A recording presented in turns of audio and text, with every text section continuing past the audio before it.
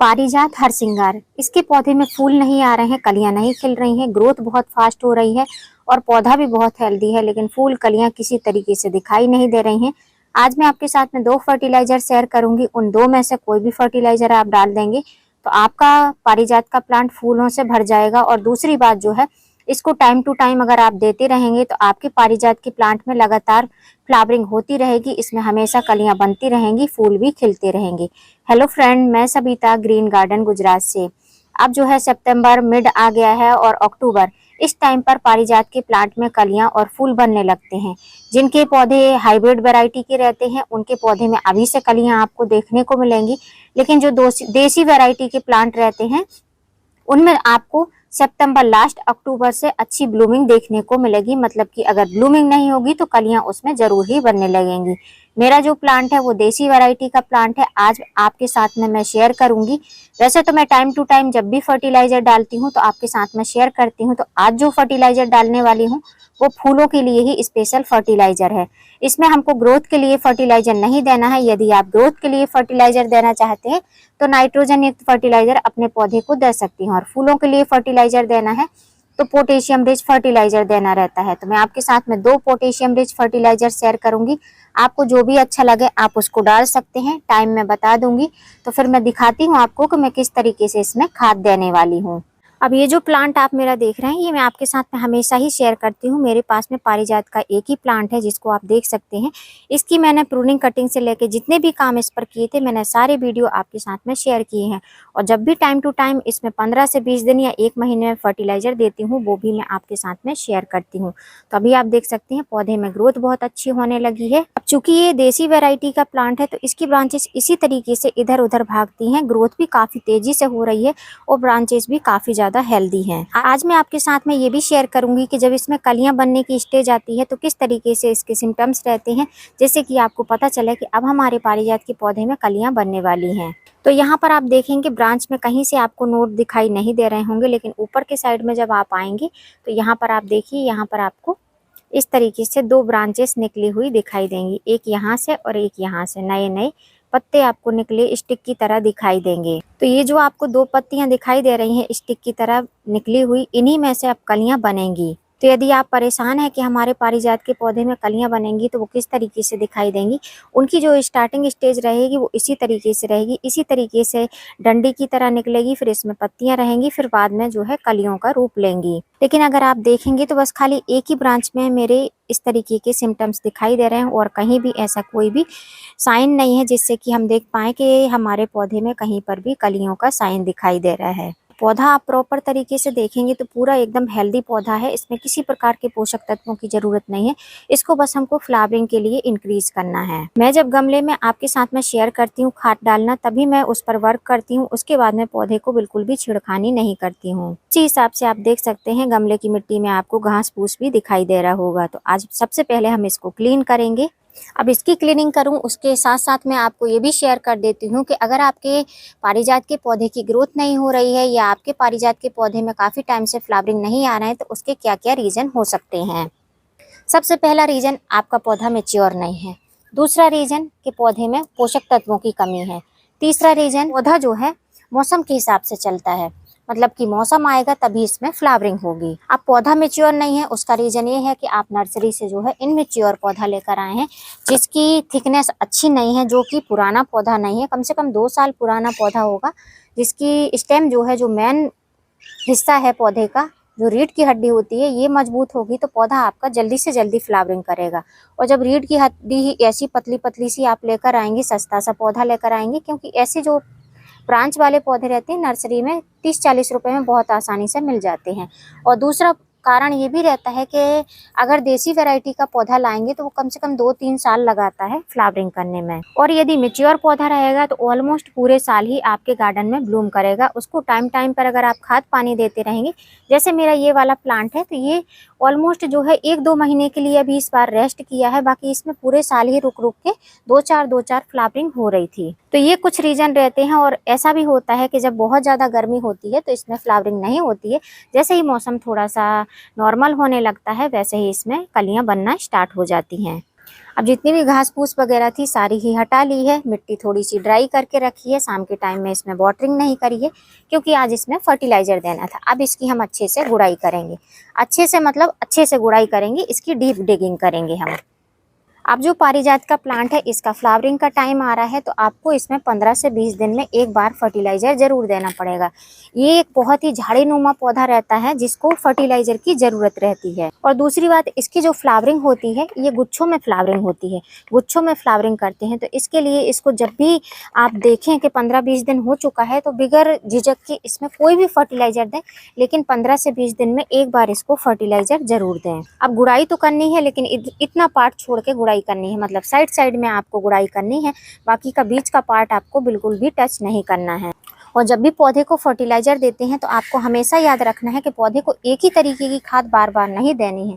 जैसे कि आप गोबर की खाद दे रहे हैं तो हमेशा गोबर की खाद का ही यूज नहीं करना है। दूसरे गोबर खाद की जगह आप वर्मी कंपोस्ट दे सकते हैं या चाय पत्ती का फर्टिलाइजर दे सकते हैं। इस तरीके से आपको डिफरेंट बेस में फर्टिलाइजर देना चाहिए, क्योंकि जैसे मनुष्य जीवन में मनुष्य को एक ही प्रकार का खाना पसंद नहीं होता है, वैसे ही पौधे होते हैं उनको भी एक ही प्रकार का पोषक तत्व नहीं पसंद होता है। आप डिफरेंट फर्टिलाइजर उनको अप्लाई कराया करें। अब मेरे गमले की मिट्टी में आपको इस तरीके के कीड़े कभी कभी वीडियो में देखने को मिलते होंगे, तो इन कीड़ों को मैं कुछ भी नहीं करती हूँ, ये टाइम आने पर अपने आप ही हट जाएंगे। ये हमारे पौधे में जो हम किचन वेस्ट वगैरह डालते हैं या जो हम किचन का फर्टिलाइजर डालते हैं या जो ऑर्गेनिक फर्टिलाइजर डालते हैं, लीफ फर्टिलाइजर, पील फर्टिलाइजर, उनको डिकम्पोज करने का काम करते हैं और मिट्टी को थोड़ा सा पोरस बनाते हैं, मिट्टी में जो है बैलेंस बना के रखते हैं। तो एक टाइम बाद इनका जो है टाइम पीरियड खत्म हो जाता है, तो इनसे हमको घबराने की जरूरत नहीं है। जैसे ही जो है मॉइस्चर कम हो जाएगा मिट्टी में, वैसे ही ये हमारे गमले की मिट्टी से हट जाएंगे। अब मैंने अपने गमले की मिट्टी की अच्छे से गुड़ाई कर दी है। आपके गमले की मिट्टी गीली है तो आप उसको 1-2 घंटे के लिए छोड़ दीजिए, उसके बाद में इसमें फर्टिलाइजर आप दे सकते हैं। अब सबसे जरूरी बात, जो लोग बोलते हैं कि हमारे पौधे में अभी हमने रिपोर्टिंग नहीं करी है, प्रूनिंग नहीं करी है, तो क्या अभी हम कर सकते हैं? तो अभी सितंबर लास्ट तक आप ये सब काम कर सकते हैं। कोई भी प्लांट है उसकी रिपोर्टिंग, प्रूनिंग आप कर सकते हैं। लेकिन जैसे कि मैं बोल रही हूँ कि प्रूनिंग कर सकते हैं, इसका मतलब ये नहीं है कि आप जो मोटी मोटी डंडियां हैं, जैसे कि आप ये देख रहे हैं इसकी मोटी डंडी है, ऐसी मोटी वुड स्टेम को अब आपको कट नहीं करना है, आपको सेमी वुड स्टेम को कट करना है। ऐसी ऊपर की जो 2-3 नोड एरिया की नीचे की ब्रांच रहती हैं उनको आपको कट करना है। ऐसी जो ब्रांच रहती है इनको आप कट करें और इस नोड एरिया के ऊपर से कट करें, जिससे कि 10 से 15 दिन में आसानी से इनमें ग्रोथ नहीं आ जाए। सेम प्रोसेस रिपोर्टिंग का भी है, रिपोर्टिंग भी आपको निपटा लेनी है अभी, नहीं तो फिर जैसे ही विंटर थोड़ा सा स्टार्ट होगा, आप किसी भी प्लांट की रिपोर्टिंग करेंगे तो वो प्लांट आपका रिपोर्टिंग शॉक में ही रहेगा, क्योंकि क्लाइमेट चेंज हो जाएगा। और क्लाइमेट चेंज होने के साथ साथ जो ये परमानेंट फ्लावरिंग प्लांट रहते हैं ये ग्रोथ करना थोड़ी सी स्लो कर देते हैं। अब फर्टिलाइजर देने के पहले जो मैंने मिट्टी को गुड़ाई करा है, इसको मिट्टी को हम ऊपर चढ़ाएंगे ऊपर के साइड में और एक गोला बनाएंगे, उसी में हम इस खाद को देने वाले हैं। अब इस तरीके से गोला बना लिया है, अब इसमें हमको खाद देना है। अब यदि आपके पौधे में ग्रोथ बहुत धीमे हो रही है, मेरे पौधे में आप देख सकते हैं ग्रोथ भी बहुत अच्छी हो रही है और इसमें बहुत अच्छी ग्रीनरी भी है, एकदम पत्ते एकदम हरे हरे एकदम लस ग्रीन है। यदि आपके पौधे में ग्रोथ कम हो रही है तो ग्रोथ के लिए सबसे पहले आप फर्टिलाइजर दीजिए, और ग्रोथ के लिए फर्टिलाइजर देने के साथ साथ उसकी रूट के लिए भी फर्टिलाइजर दीजिए, क्योंकि पौधे की जब रूट मजबूत रहेगी तभी उसकी ग्रोथ फास्ट हो पाएगी। तो रूट के लिए फर्टिलाइजर देना चाहते हैं तो आप नीम खली का यूज करिए, और साथ साथ में टाइम टू टाइम आप जब भी पानी देते हैं तो बीच बीच में आपको एलोवेरा जेल पानी में मिक्स करके देते रहना है। और दूसरी बात, ग्रोथ के लिए फर्टिलाइजर देना चाहते हैं तो नाइट्रोजन युक्त फर्टिलाइजर आपके किचन में ही अवेलेबल है, मैं उसी का यूज करती हूँ। आपके पास में चाय पत्ती है, चाय पत्ती का यूज करिए, उसके साथ साथ आप गोबर की खाद दे सकते हैं, वर्मी कंपोस्ट अपने पौधे को दे सकते हैं। इससे आपके पौधा बहुत अच्छा हरा भरा हो जाएगा। जैसे कि मैंने गोबर की खाद का भी यूज किया है और गॉट मैन्योर का भी यूज किया है और साथ साथ चाय पत्ती का भी यूज किया है। अभी आप मेरे पौधे की ग्रोथ भी देख सकते हैं और हरियाली भी देख सकते हैं, बहुत ही अच्छे से पौधा हरा भरा बना हुआ है। अब मेरे पारिजात हरसिंगार के पौधे में ऊपर से आप देखेंगे तो सारे तरीके के पोषक तत्व आपको दिखाई देंगे, इसमें नाइट्रोजन की भी कमी नहीं है और रूट भी इसकी काफ़ी अच्छे से डेवलप है। तो अब इसमें हम पोटेशियम रिच खाद देंगे, जिससे कि जो हमको ये नई नई ग्रोथ दिखाई दे रही है जिसमें ये कलियां बनने वाली हैं, तो ऐसी ही ब्रांच ऐसी ही स्टेम सब ब्रांच में आनी चाहिए, जिससे कि मेरा पौधा फूलों और कलियों से भर जाए। तो सबसे पहले तो मैं आपको ये फर्टिलाइजर दिखा रही हूँ जो कि आपके फ्री का फर्टिलाइजर है, किचन से निकला हुआ फर्टिलाइजर है। तो ये किस चीज का फर्टिलाइजर है? ये एक एंजाइम है जिसको बायो एंजाइम कहा जाता है, जो कि घर पर तैयार किया जाता है। आपने अगर तैयार नहीं किया है तो आप इंस्टेंट भी इसको दे सकते हैं। ये बनाना पील का बायो एंजाइम है। मैंने बनाना पील के छिलकों को एक बोतल में भर के रखा है। मैंने कई बार आपके साथ में एंजाइम का वीडियो शेयर किया है। तो मैंने जब इसके पहले जब वीडियो में फर्टिलाइजर दिया था तो मैंने इसमें लेमन का एंजाइम दिया था, जो कि विटामिन सी युक्त रहता है, जिससे पौधे की पत्तियां काफ़ी अच्छी हरी भरी और चमकदार रहती हैं। अब जो हम इसमें देने वाले हैं वो पोटेशियम रिच एंजाइम देने वाले हैं। तो बनाना के छिलकों को हमने एक बोतल में भर के रखा और उसमें हाफ बोतल पानी फिल कर दिया और थोड़ा सा गुड़ का टुकड़ा डाल दिया था और छेद कर दिया था उसके ढक्कन में, बोतल के ढक्कन में, और उसको एज इट इज ऐसा ही रख दिया है। उसके बाद में 2 से 3 महीने में, नॉर्मली 2 से 3 महीने में इस तरीके से एंजाइम बन जाता है। एंजाइम बनने का प्रोसेस क्या रहता है, आप कैसे जानेंगे कि आपका बायो एंजाइम बनकर रेडी हुआ? तो लिक्विड नीचे दिखाई देगा, लिक्विड ऊपर दिखाई देगा, और जो पील रहते हैं बनाना के वो नीचे दब जाते हैं। तो इस तरीके का बायो एंजाइम बनकर रेडी होता है और इसकी स्मेल भी बहुत ही स्ट्रॉन्ग रहती है। तो अगर आप पोटेशियम रिच खाद देना चाहते हैं जिसमें आपका कोई भी पैसा खर्च ना हो, तो आप इस तरीके का बायो एंजाइम दे सकते हैं। अब इस फर्टिलाइजर को अगर आपको देना है तो आप इतना फर्टिलाइजर ले सकते हैं और इस गिलास को आप पानी से फिल कर सकते हैं। उसके बाद में इस पौधे की मिट्टी में डाल सकते हैं। लेकिन आज मैं इस फर्टिलाइजर को नहीं डालने वाली हूँ, और उसके पहले आपको दिखा दूं कि इस तरीके से मैं बोतल में बना कर रखती हूँ। जैसे ही फिनिश होने लगता है तो फिर इसमें मैं पील डाल देती हूँ, क्योंकि जब थोड़ा सा इसमें एंजाइम पुराना रहता है और पील डाल दो, थोड़ा सा पानी डाल दो, तो ये बहुत जल्दी से 1 महीने के अंदर ही बनकर रेडी हो जाता है। तो एंजाइम अगर आप बनाना चाहते हैं तो पुराना एंजाइम हो तो उसका एक ढक्कन अगर आप इसमें डाल देंगे नए एंजाइम में, तो फिर बहुत जल्दी से वो बन जाता है। लेकिन मैं जो यूज करने वाली हूँ वो है ये बायो पोटास, जिसको ऑर्गेनिक पोटास कहा जाता है। मैं इसका यूज करने वाली हूँ 1 टेबल स्पून भर कर मैं इस गमले में डालने वाली हूँ। मेरा 12 इंच का गमला है, 12 इंच के गमले में 1 टेबल स्पून भरकर, टी स्पून नहीं, टी स्पून छोटी होती है, टेबल स्पून बड़ा होता है, तो टेबल स्पून भरकर मैं इसको इस गमले में ऐसे स्प्रिंकल कर दूंगी रिंग साइड में। 1 से 1.5 टेबल स्पून या 2 टेबल स्पून भी आप डाल सकते हैं, लेकिन मैं एक बार में इतना ही इसमें डालने वाली हूँ। अब यदि आपके पारिजात, हरसिंगार, हिबिस्कस, चमेली, चांदनी किसी प्रकार के पौधे हैं, उसमें फ्लावरिंग नहीं हो रही है, ग्रोथ बहुत अच्छे से हो रही है, पौधा बहुत हेल्दी है, तो आप इस फर्टिलाइजर का यूज कर सकते हैं। ये आपको किचन में नहीं मिलेगा, ये आपको ऑनलाइन परचेज करना पड़ेगा या जो आपके एग्रीकल्चर शॉप है वहाँ से परचेज करना पड़ेगा। एक बार आप ले लेंगे तो महीनों तक आपको इसको खरीदना नहीं पड़ेगा, बहुत कॉस्टली भी नहीं रहता है और बहुत आसानी से आपके पौधे फ्लावरिंग करते भी रहते हैं।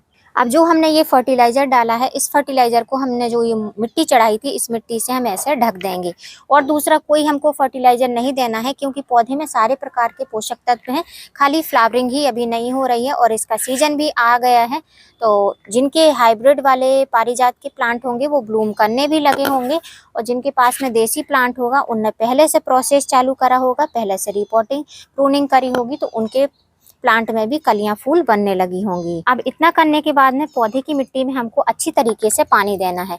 अगर हम लिक्विड फर्टिलाइजर देते हैं तो बहुत ज़्यादा पानी नहीं देना है, जिससे कि ड्रेनेज होल से पानी निकले, क्योंकि लिक्विड फर्टिलाइजर रहता है तो वो ड्रेनेज होल से पानी के साथ साथ में निकल जाता है। लेकिन जब सॉलिड फर्टिलाइजर देते हैं और मिट्टी सूखी रहती है तो हमको अच्छी तरीके से पानी देना चाहिए।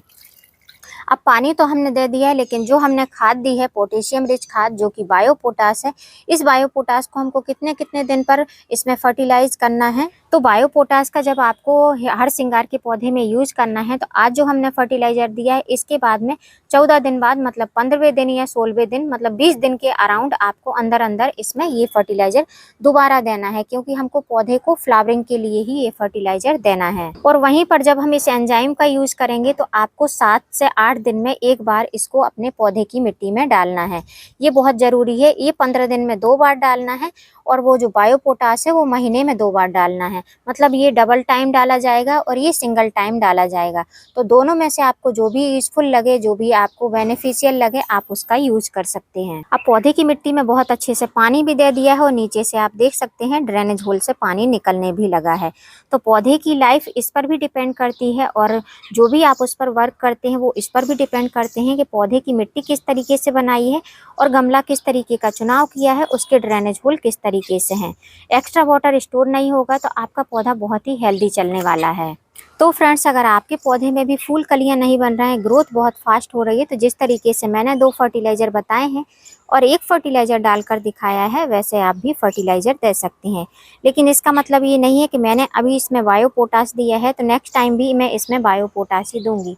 पोटेशियम रिच खाद दूंगी, लेकिन बायो पोटाश का यूज नहीं करूंगी। जैसे कि मैंने बोला कि पौधे को जो है डिफरेंट डिफरेंट फर्टिलाइजर देना चाहिए, एक जैसी खाद बिल्कुल भी नहीं अप्लाई कराना चाहिए। उम्मीद करती हूँ फ्रेंड वीडियो हेल्पफुल रहा होगा। वीडियो यदि अच्छा लगा हो तो वीडियो को लाइक करना, चैनल पे न्यू हो तो चैनल को सब्सक्राइब करना बेल आइकन के साथ। फिर मिलूंगी किसी नई वीडियो में नए टॉपिक के साथ। तब तक के लिए हैप्पी गार्डनिंग।